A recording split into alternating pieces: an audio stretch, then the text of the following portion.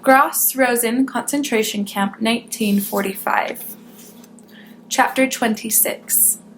They took us by train. They packed us in again so tightly we could do nothing but stand and gave us no food or water for the trip.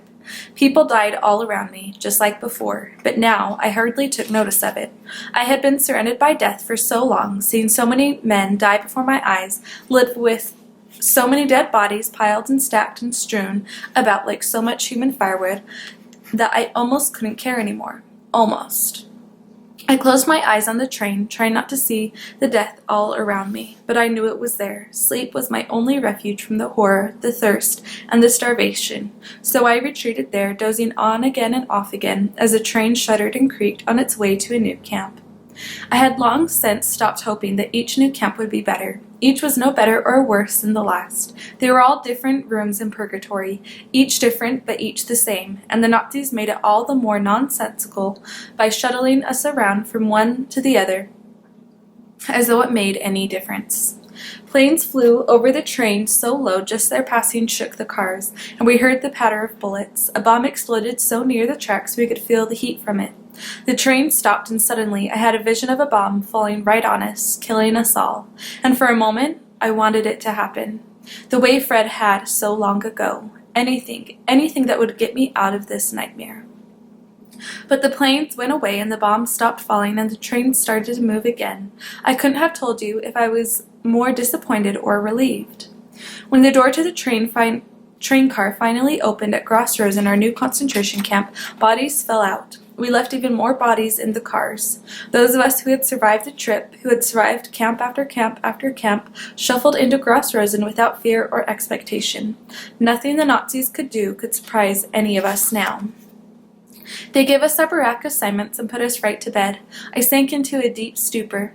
First thing the next morning, we were put to work right away, with no more time to recover from our torturous train ride like at Bergen-Belsen.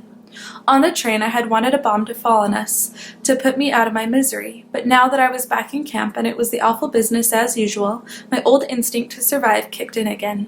If it was a game, then I had my own part to play. The Nazis would try to kill me, slowly, randomly, teasingly, and I would resist. I would work, I would survive. If the Nazis were going to play their game, so was I.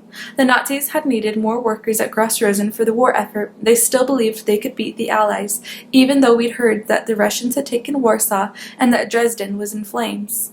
Any day now, prisoners whispered among one another, the Allies will be in Berlin and we will be set free. But not today. Today we built more barracks. As I worked, I told myself there would be another world after this one, a bright, shining, beautiful future where I didn't wear blue and gray stripes, where I ate 3 full meals a day, where I wouldn't work until I passed out, where I could have friends again, where I could have family again, where I could laugh again. That world existed, I knew it. I couldn't reach it now. Not yet, but soon, if I survived. So I worked, not so hard I would die, and not so little I would be punished, as Masha told me so long ago.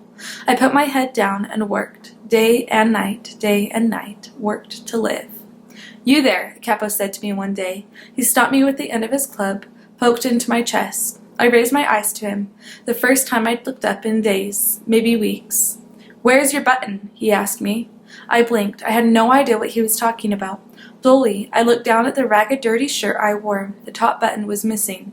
I hadn't even noticed. I don't know, I said. My voice surprised me. It was nothing more than a croak.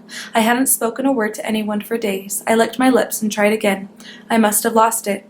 You know what the penalty is for losing a button, don't you? The capo said. 20 lashes. 20 lashes. I was going to be flogged for the crime of losing a button. I closed my eyes. I was too tired to cry, too exhausted to even feel angry.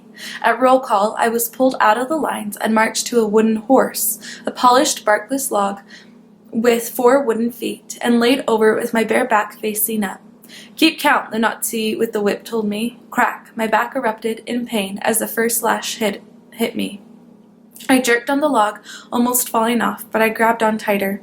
If I fell off, it would only be worse for me. 1, I said in Polish. In German, the soldier said. We'll start again. Crack. I closed my eyes to the pain. How would I ever survive 20 lashes when 2 hurt worse than anything I had ever felt before? Eins, I said. Crack. Zwei.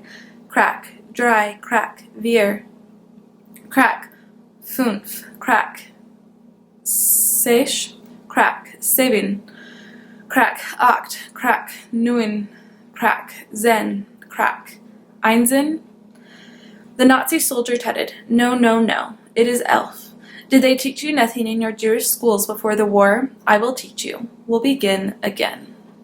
I remember very little after my lashes were finished. I couldn't even tell you how many I eventually had, many more than 20, that was certain.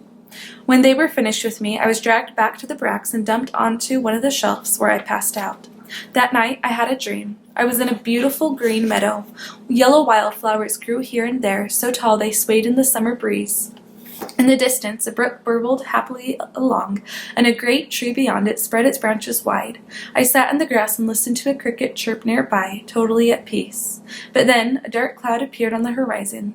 Lightning flashed, and thunder rolled over the hills. "No," I said, not wanting my perfect afternoon disturbed, but the storm kept coming. Lightning split the air near me, and crackoom, the thunder knocked me down. The earth shook beneath me. The ground cracked and opened.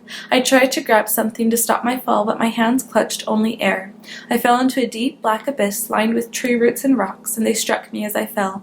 Crack, crack, crack, crack, crack. I counted them in German as I fell. Eins, zwei, drei, vier, fünf, thum. Something exploded near the barracks, shaking me out of my dream. I raised myself up on my elbows. I had to sleep on my stomach because my back was too raw with pain. There were prisoners packed in all around me. Roll call had long since ended, and it was the middle of the night. Thum. The barack rumbled again as another bomb fell close to the camp. Everyone was awake now, every prisoner, and we watched the roof and waited without a word, waiting to see if one of the bombs would fall on us and kill us all. But no, the bombs fell all through the night, and soon we went back to sleep. Raining death was no reason not to sleep. Not when there was work to be done tomorrow. As I laid back down on my stomach, my bloody back still screaming in agony, I remembered my dream. I told myself I would not fall down the hole. I would climb out again. The Allies were getting closer, and I was going to be there to welcome them when they got here.